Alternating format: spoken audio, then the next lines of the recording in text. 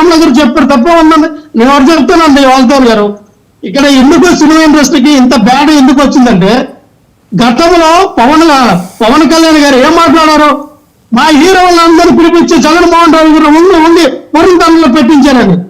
జగన్మోహన్ రెడ్డి గారు చిరంజీవి గారిని వీళ్ళందరూ పిలిపించి తన ఇంటికి పిలిపించి భోజనం పెట్టి బయటికి కూడా సాగడంతో తీసుకొచ్చి సాగం కప్పి వాళ్ళకంతా మొమెంటం ఇచ్చి అంత గౌరవంగా మీకు విషయం చెప్పమంటారా లక్ష్మణరావు గారు? ప్రభుత్వాన్ని సీఎం రేవంత్ రెడ్డి గారిని పవన్ కళ్యాణ్ డిప్యూటీ సీఎం హోదాలో నువ్వు ఎందుకు ప్రశ్నించా, ఎందుకు అడగట్లా? మీ రాజకీయం అంటే మీరు రాజకీయం చేసుకోండి, మా సినిమా ఇండస్ట్రీలో పడద్దని ఇదే డిప్యూటీ సీఎం హోదాలో నువ్వు రేవంత్ రెడ్డి గారికి ఎందుకు వాటిని చూడలేకపోయావు? ఇదే రేవంత్ రెడ్డిని ఎందుకు ప్రశ్నించలేకపోయావు? ఇదే రేవంత్ రెడ్డిని ఎందుకు కలగలేకపోయావు? అంటే రేవంత్ రెడ్డి గారిని చూసి మీరు 1-2 అయిపోతుందా పవన్ కళ్యాణ్ కి? పవన్ కళ్యాణ్ గారు రేవంత్ రెడ్డి చూసి షెడ్యూల్లో వచ్చి పోసుకుంటున్నాడా? మీకు అంత భయమా, అంత వణికిస్తాడా రేవంత్ రెడ్డి మీకు? పవన్ కళ్యాణ్ గారికి ఒక్క నిమిషం లక్ష్మణరావు గారు, మీకే ప్రశ్న. ఇప్పుడు మీరు ఆయన ఇంటికి పిలిచి భోజనాలు పెట్టి వీళ్ళందరికీ పంపించారని, మీకు ఆ తాడేపల్లిలో జగన్మోహన్ రెడ్డి గారు కట్టుకున్న నివాసంలో ఒక తాటి చెట్టు ఉంది. ఆ తాటి చెట్టు కింద కూర్చొని మీరు ఏది చేసినా బయట వాళ్ళకి లోపల ఉన్న వాళ్ళు కళ్ళు తాగారనే ఇంప్రెషనే ఉంటుంది.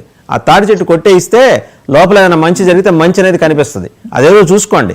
అండ్ రెండోది, మీరు మీ నాయకుడు ఆదిత్య 369 సినిమా చూసారా? నందమూరి బాలకృష్ణ గారి టైం మిషన్ ఉంటుంది.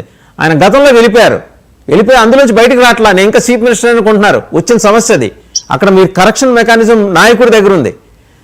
ముందర ఆ సినిమా చూడటం ఆపేసి టైం మిషన్ నుంచి బయటికి రమ్మనండి. మళ్ళీ మీ దగ్గరకు వస్తే ఒకసారి చౌదరి గారి దగ్గర వెళ్దాం. చౌదరి గారు, వీళ్ళు సార్ వాళ్ళు ముగ్గురు ఉన్నారు సార్, కూటమి తరఫున 2 నిమిషాలు మాట్లాడతారు సార్. సరే మాట్లాడండి.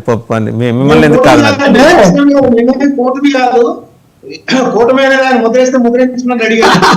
మక్కన్న గారు మిమ్మల్ని కాదండి. అంటే మీరు విశ్లేషకులు కదా, మిమ్మల్ని అన్నట్లేదు కదా. మీ కూటమి కండం వేయమో మీరు గా మాట్లాడతారు బలగారు సార్. మిమ్మల్ని ఎప్పుడు మీ కూటమి కండం. ఆయన అడిగిన దానికే ప్రశ్నకి మిమ్మల్ని అడుగుతున్నాను. ఇప్పుడు రాజశేఖర రెడ్డి గారి మరణానంతరం అసూలు భాషన కొన్ని 100 మంది వాళ్ళందరినీ ఐడెంటిఫై చేసి ఆ భరోసా యాత్ర ఏదో చేసుకున్న జనంలోకి వెళ్ళినా మీకు ఏదో 4 పాయింట్లు యాడ్ అవుతాయి కదా, అవి ఎందుకు చేయలేదు సార్? అదే సార్, నేను దానికి అదే మాట్లాడుతాను సార్. నేను అసలు నేను మాట్లాడతాను పోను, మీరు రేకెత్తిచ్చారు వాసుదేవ్ గారు. ఇక్కడ వైఎస్ రాజశేఖర రెడ్డి గారు చనిపోయినప్పుడు కొంతమంది ఆ బాధని ఆ దీన్ని తట్టుకోవడంలో, కొంతమంది గుండెపోటుతో, కొంతమంది అభిమానం దీంతో, కొంతమంది దీనిగా చనిపోయారు. చాలా వరకు ఆ 300-400 మంది చనిపోయారు. అప్పుడు జగన్మోహన్ రెడ్డి గారు మరి ఓదార్పు పెట్టి వాళ్ళకి భరోసా, అమ్మ నేను ఉన్నాను, ఆయన 1,00,000 రూపాయలు ఇచ్చిన 1,00,000 రూపాయలే ఆయన 1 కోటి రూపాయలు 2 కోట్లు కాదు, భరోసా ఇచ్చారు. మీ కుటుంబానికి మేమున్నాం, అన్ని రకాలుగా ఆదుకుంటాం,